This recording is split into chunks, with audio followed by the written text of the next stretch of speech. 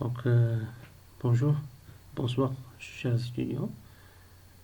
Donc, on va terminer le cours des médicaments système nerveux central. Donc, on arrive à la classe des antidépresseurs. Par définition des médicaments antidépresseurs, donc, ce sont des médicaments qui stimulent l'humeur par rapport aux autres médicaments tels que les neuroleptiques et les anxiolytiques. Et ces médicaments stimulent l'humeur. Déprimés et agissent en augmentant les quantités de neuromédiateurs tels que la dopamine, la noradrénaline et sérotonine.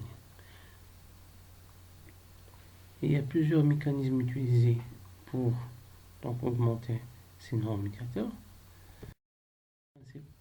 Donc on a soit par inhibition de la recapture de neuromédiateurs du système nerveux central, soit par l'inhibition des enzymes responsables de la dégradation de ces neuromédiateurs. On appelle ici donc les monoamines oxydase. Donc la dépression, c'est une étape pathologique avec une humeur triste et douloureuse associée à une réduction de l'activité psychologique et psychique. Donc ici, les médicaments utilisés comme antidépresseurs sont les antidépresseurs tricycliques. Donc, ces antidépresseurs tricycliques sont des médicaments qui stimulent l'humeur déprimée et agissent par l'inhibition de la recapture des neuromédiateurs du système nerveux central. Ici, donc, on va les classer en fonction des générations. On a d'abord les antidépresseurs tricycliques de première génération qui présentent ou possèdent plusieurs structures chimiques. Donc, les principales structures, on a les dibenzazépines. Donc, c'est une fusion ou une jonction de deux benzenes avec un noyau azépine. On a aussi donc les dérivés des hydrodibenzazépines. Donc on n'a pas une saturation en position 10 et 11. Aussi, il y a donc des structures du système tricyclique rencontrées. Donc vous avez déjà cités sont les dibenzazépines et les dihydrodibenzazépines. On a aussi les dibenzocycloheptanes et dibenzocycloheptanes. Donc ici, il y a la présence de deux liaisons entre 10 et 11. On a les benzooxypines, ici, selon le nom, donc pour la présence de l'oxygène. Vous avez les dibenzétipines, donc présence de soufre, et les dibenzooxazépines, présence de l'azote et de l'oxygène. Il y a aussi donc des dérivés des médicaments dibenzazépines, ici, des benzodiazépines, donc 2 hétéroatomes d'azote, et des médicaments des dérivés pyridobenzodiazépines, donc on a remplacé le noyau benzène par un noyau pyridine. Voilà la classification chimique ou structurale donc des dérivés tricycliques, les antidépresseurs tricycliques. Vous avez 6 classes chimiques. Vous avez les dérivés de la dibenzazépine et des hydrodibenzazépines. On a les dérivés des benzocycloheptanes et des benzocycloheptanes. Il y a les dérivés de la dibenzooxybine. Il y a les dérivés de la dibenzétipine. Les dérivés de la pyridobenzo-1,5-diazépine. Et on termine par les dérivés de la dibenz-1,4-oxazépine.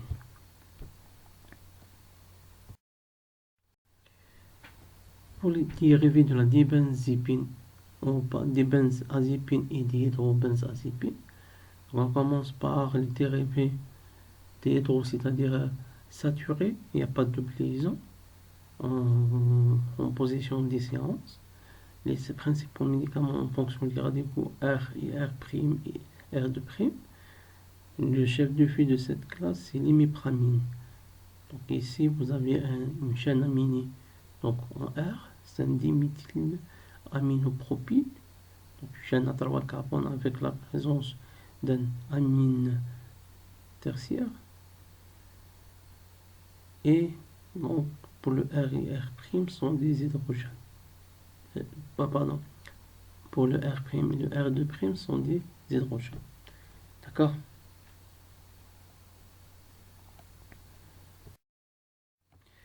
Pour les dérivés des benzodiazépines, donc voilà la structure générale, elle est en fonction de R. Donc les médicaments se diffèrent entre eux par le radical R. Vous avez le pipramol et le carbamazépine. Le chef d'effet de cette classe, donc c'est le carbamazépine. Lorsqu'on parle donc des dérivés 10,11-dihydrobenzodiazépine, on a le principe médicament, le principal médicament, c'est l'imipramine. L'imipramine, vous avez le noyau de base, c'est un noyau des benzodiazépines, et substitué donc en position de l'azote, donc sur l'azote par une chaîne diméthylaminopropyl. L'appellation chimique, c'est un chlorhydrate, c'est-à-dire se trouve sous forme de sel, 5,3-diméthylaminopropyl, 10,11-dihydrodibenzène, BF5-acétalique-azépine, c'est l'imipramine. Pour le mécanisme d'action, c'est donc de manière générale, donc empêche l'absorption des catécholamines dans les granules de stockage. Donc c'est la recapture des neuromédiateurs. Pour les dérivés des benzodiazépines, donc le chef de pile, c'est le carbamazépine. C'est un dibenzo-BF-azépine 5-carboxamide. Donc ici, vous avez une fonction carboxamide en position 5. Pour le mécanisme d'action pharmacologique, elle bloque les canaux sodium voltage dépendants et aussi il possède une action diurétique. Pour les dérivés de dibenzocycloheptane et dibenzocycloheptane, on commence par les dibenzocycloheptane. Il y a plusieurs médicaments. Donc on prend comme chef de file, c'est l'amitriptyline. Voilà la structure donc de l'amitriptyline. Et pour les dibenzocycloheptane, vous avez donc plusieurs médicaments. Donc, le principal médicament, donc, vous trouvez le cyproheptadine. Voilà donc la structure. Donc, il y a une similitude donc, entre ces médicaments et certains triptylines. On appelle les analogues de triptyline. Donc, ce sont des médicaments qui possèdent une similitude structurelle. Mais en réalité, ils possèdent des autres effets biologiques ou des autres activités pharmacologiques. J'ai mis quelques exemples ici. Donc, vous avez l'azatadine, c'est un antihistaminique H1. Vous avez l'épizotifène, c'est un antimigraineux. Et le kétotifène, c'est un antihistaminique. On appelle des analogues triptyliques qui possèdent à peu près une structure analogue par rapport aux médicaments tricycliques. En troisième, vous avez le dérivé de la benzoxybine. Donc ici, vous voyez donc la présence de l'atome d'oxygène. Donc on a comme le médicament le doxypine. C'est un antidépresseur donc, utilisé pour les dépressions névrotiques. Pour les dérivés des benzodiazépines, donc ici la présence de soufre. Donc ici vous avez le 6-H-dihydrodibenzodiazépine. Les principaux médicaments, vous avez le dosulipine et le troptypine. En cinquième, donc vous avez les dérivés de la pyridobenzo-1,5-diazépine. Ici on remplace le noyau benzénique par un noyau pyridine. Donc dans l'appellation devient pyridobenzo-1,5-diazépine. On a comme médicament, c'est le propizépine. Donc voilà la structure chimique.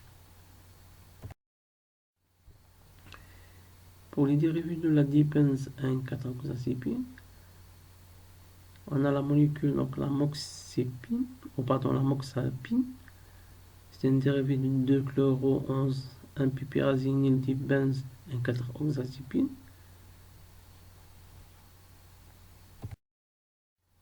Qui possède une activité antidépresseur et une efficacité égale ou supérieure à celle de l'imipramine. On a une petite remarque sur la méthylation de l'azote. Donc la méthylation de l'azote de noyau piperazine inverse l'activité et conduit ainsi à la loxapine.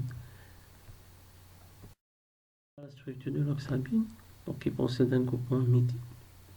Ici, lorsqu'on parle de l'oxapine, c'est une molécule neuroleptique, utilisée donc comme un neuroleptique atypique, qui possède une action double ou mixte. C'est un antagoniste mixte de sérotonine, récepteur 5-HT2A, et aussi c'est un antagoniste de récepteur de dopaminergique, dopamine.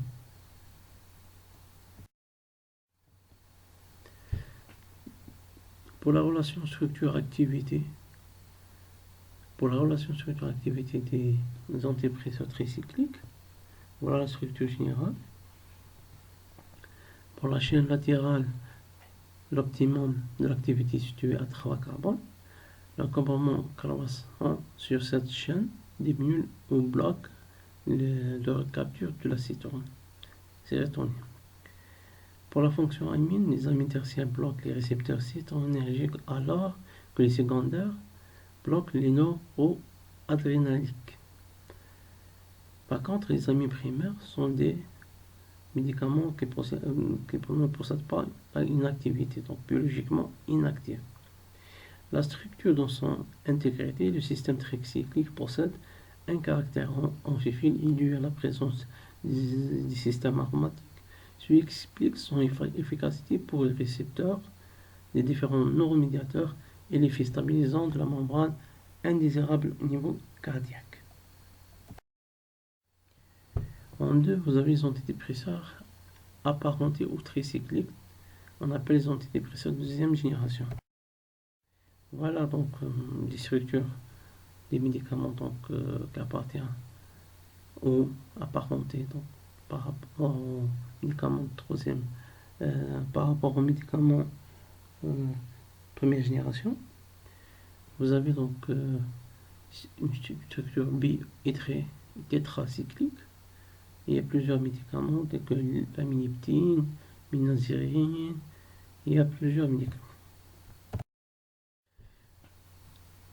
On a aussi donc une autre classe thérapeutique qui possède un autre mécanisme d'action. On appelle les inhibiteurs de la monoamine oxydase et MAO.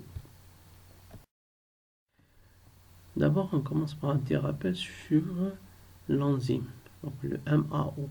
C'est un enzyme responsable de la désamination des neuromédiateurs, c'est-à-dire la dégradation dans la fente synaptique. On a donc plusieurs isoformes. Vous avez donc les MAO-A et MAO-B.